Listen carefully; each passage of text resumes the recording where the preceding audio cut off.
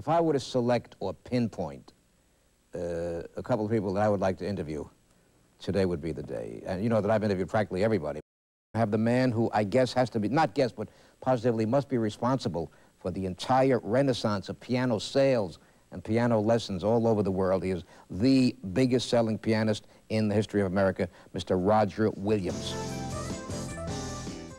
Over the fact that our guests today are Senator Eugene McCarthy and a man, there are no words.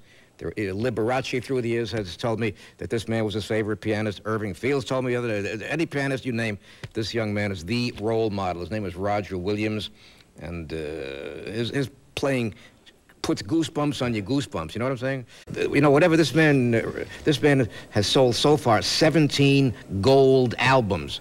It's, you're gonna take this home to Washington and enjoy this LP? I will. I have another album which is autographed. Already? Yeah. Then I'll keep this one myself. It's the great gift music. No, it's not this. It's not this album. I'll take this one. Yeah. We'll let you take it home to your friends, ladies and gentlemen. Roger Williams, the one, the only, the original, the most popular piano star in history, Mr. Williams.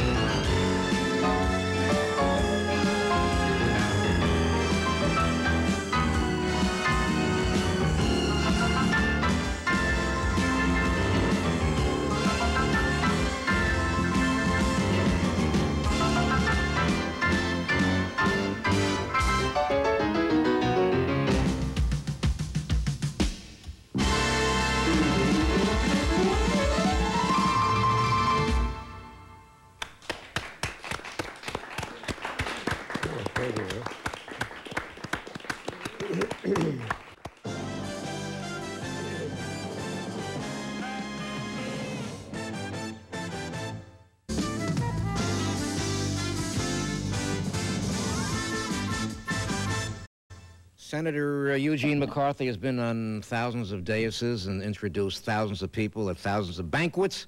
How about, what do you want to say about a young man named Roger Williams and how that music, well, that pretty music ultimate affects you? Cause of envy is anyone with the gift of music, even though we know it's not altogether a gift. It requires some attention. But I haven't been on with him since I was at Chautauqua. That's right. You were speaking, I was playing. William Jennings Bryan. That's right. You and I. And when was Roger Williams here last? With me? Gee, it's good to be home again, Joe. The last time I was with you, you had Eubie Blake and Noble Sissel. And I think Noble died right after that, and Eubie stayed right on till he was 100 years old. Right. And if he knew he was going to live that long, he would have taken better care of himself, right? Well, I'll tell you this, he played a great piano. That guy was something else. Mr. Williams and Senator McCarthy, and you embraced in the green room because, as you say, you had met previously. That's right. And I was very serious about one of your poems, Senator, being organized to music. I don't know. I said it was a great desire of William Butler Yeats to be put to music, and he didn't have much success. So I'll have to look over my collection. By golly, I'll give it a good shot, Senator. And, Roger, welcome home. This studio is your home. You know that, right? You bet it is, Joe. When did you begin to feel at home at the piano? A few minutes of reminiscing with a man that was. Well, I got to tell you the truth. Yeah. When I was 3 years old, 3 years old, I just walked up to the piano and literally started to play it, Joe. You know, I've never been too sure about some of my religious beliefs, but I know I was given a gift, and because everything felt natural to me. And I started playing songs. In fact, I think the first song I ever played was Stand Up for Jesus. My dad's a preacher, and I'd heard that in church. And I was always able to take a song that I had heard and play it back. Was steady practice one of your virtues? No, never was. In fact, my mother used to have a big plate of cookies and a pitcher of milk on the piano when I got home from school. And I'd practice till the cookies ran out, and then I'd run out. Because I liked baseball, and a little later I was kind of interested in the girls. Oh. And piano just couldn't compete with either one of those. Senator, baseball, good topic in your young life? Well, even now, yes. I wrote a treatise on the metaphysics of baseball, which I think is a classic. It hasn't been recognized as such, but it points out how baseball is played in a different time frame. In baseball, you just call time. You don't take time out. And theoretically, you could stop time forever, just called. I'll tell you this, lots of times I wish I could call time out when I'm in the middle of a Beethoven sonata and I've got a cold and I got to blow my nose. Can't do it. And I've got about 15 minutes yet to go in the baseball, you can do it. Different space frame. It's infinity. You really play baseball to infinity because it starts at the point of a right angle and goes beyond perpetuity. Infinity. Beyond infinity. What we say now, Senator, on TV goes into infinity, goes on forever and ever, goes up into the air, and 50,000 years from now, somebody could decode this program. Hear it, yeah. Roger, what a theory, huh? Great theory. Roger, I've got a theory. Let's say, let's say All right. There's family pressure for the kid at home to practice piano, but the kid does not want to practice piano. Who should have the final say, the family or the kid who doesn't want to play? Should he be forced to practice if the family? You want me to tell you? Please. The kid should have the final say. Really? And the parents should be blamed for not taking the kid to see concerts, great artists. Every dad takes his son to the baseball game. Every dad takes his son to the hockey game, the football game, and he wonders why the kid comes home and wants to play football, baseball, hockey. They don't take him to the great concert artists. I remember, Joe, when I was about 8 years old, I saw Paderewski, the great pianist, and his farewell tour. Right. And boy, at the end, everybody stood up, you know. Standing ovation. Yeah, and I said, gee, maybe someday that could happen to me. And I think that was a turning point in my practicing.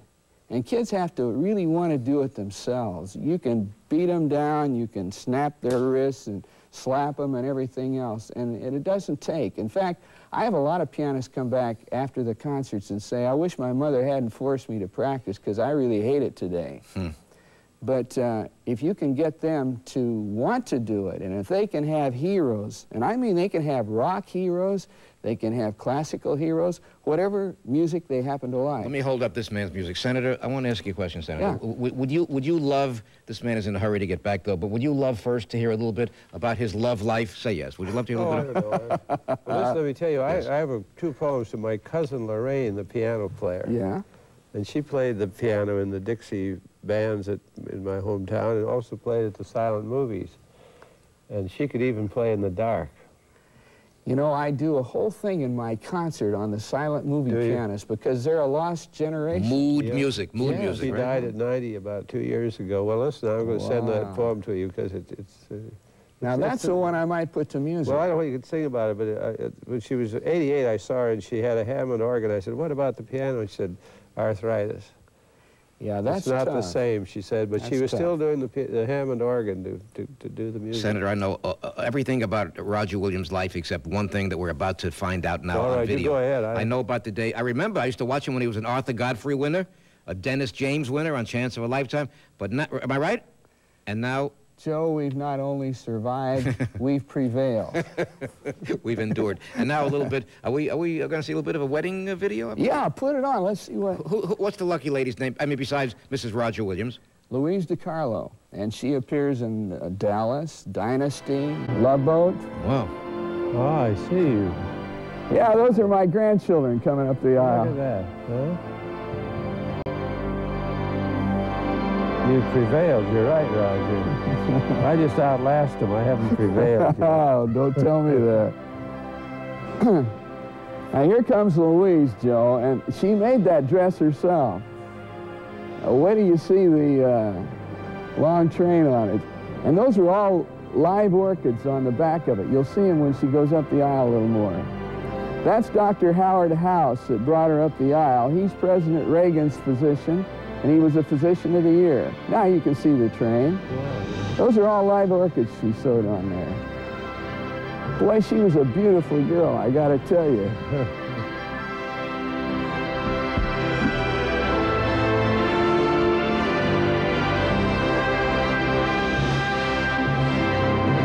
And Joe, I played at my own wedding too, believe it or not. Really? Yeah, sure did.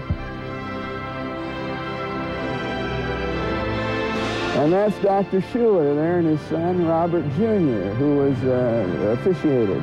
And we had the wedding in the Crystal Cathedral. Wow. That's him saying, wow. Dearly beloved, we are assembled, I think in heaven, but surely in the sight of God, to join together this man and this woman in the bonds of marriage, which is a wonderful institution established by God in the time of man's innocency and blessed by Jesus Christ. Into this wonderful, holy estate, these two persons have come to be joined. Who gives this woman to be wed?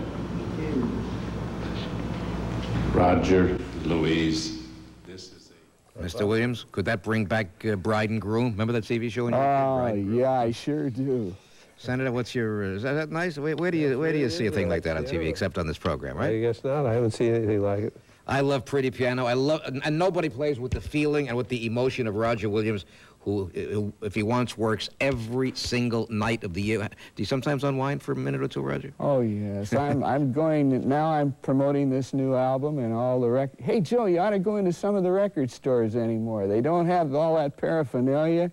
They have a lot of great records now. Anything you want. I've been amazed. I've Really? been doing a lot of record store lately. That's fabulous. This is a busy man, working all the time. Got to ask, how can we not ask the senator while I'm in that mood about now there's men always employed. A tidbit on reducing the unemployment rate, which I read is an intolerable 8 million persons not working. And with all the new entrants entering the workforce, it could be even scarier. Well, even more generally, we're overworked. I was thinking, I ran onto a scriptural student who said that the Bible didn't put any special blessings on work. It was a curse. And we've made it to be virtuous. It's one of the things that the Puritans have left us. As someone said, they always kill St. George but keep the dragon. They sure been cursing me a long time. I believe you, they have been. I've been working my tail off for about 30 years. I'm trying to save you from bad theology, you see. When Mr. Williams has the time, I want to do 1 hour with that man. I can only say that I hope you come down with the Mrs. Williams one day soon. And thank you, Joe. promise? She's busy on her house. How many gold albums so far? 17. Closing in on the 18th, I guess? That's right. That looks like Marvelous, 18. man. If you had to name is Autumn Leaves still the biggest seller of... Yeah, Autumn Leaves and Born Free. Born Free. Those two did very well. Near You, Till, Almost Paradise. Roger, were you sad when Liberace died? I sure was, Joe. He was one of a kind. He really He was a P.T. Barnum, really, of the music world. And nobody has ever put on a show like he has, and the people that have tried just haven't made it. Can't do it, right? He's the one guy that could do that. Really? I miss him. I really do. He set the pace. He was a nice man. And everywhere I go and play, why, the stagehands all tell me, you know, Lee was really a nice guy. Have you enjoyed sitting here with the senator today? Listen, this is my friend. Have you enjoyed previous political memoirs? The real truth. I mean, I know you must read them. Have you enjoyed the ones before yours? Not, I mean, written by. I think sometimes when a man becomes president or whatever, he's thinking from day number one. What is he going to put in his book someday, right? Well, I think I would say the good thing. There's a number of good things about the book, but I tried not to write about myself. It's a little like Music -1. I figured if we did all this supplemental stuff, the melody What do you would know become... about Music -1? I heard you doing it over there. Gee, yeah. And I didn't, in a way, I thought of it when I was playing the clarinet, see, and not very well, but well enough to have written a tribute to Benny Goodman. Really? Yeah, and I think Wow. a real test of my humility. I always thought that, I never thought I was a better first baseman than I, and maybe not a better politician, but I was in the student orchestra. And I got to be first clarinet one year, and the next year we had a freshman come in, and the director came to me and said, I want to talk to you. I said, no, you don't. I said, you've got a clarinet player. And I said, I know when I'm done. I got to tell So I you. retired from the first chair and said I didn't think I want to play Yes, Roger? second. Do I have time to tell you a story? The first president I ever played for, Senator McCarthy, was Harry Truman. And I played for him for about an hour. And when I got through, he said, I want to play for you.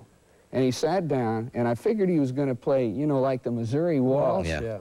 He sat down, and he played a Chopin C-sharp minor waltz. Pretty which good. is a very difficult thing. He made a couple little goofs, but really it was terrific. Yeah. And when he got through, I said, you know, I said, Mr. President, I said, you would have made a great pianist. And boy, he just snapped at me. He said, you know, a hell of a lot of people wish I'd stuck with it. Ladies and gentlemen, the hell Well, out I of people. say in the book he was the best, most constitutional president I've known. He I've was. known Harry about Truman. six. Great man. Fabulous. And I can only tell Roger Williams that we're going to chain him to the desk next time where he can stay and do 1 solid hour. You promise, Roger? That's a promise, You Joe. are our #1 pet. This is Thank you. Mr. Piano, forever and ever.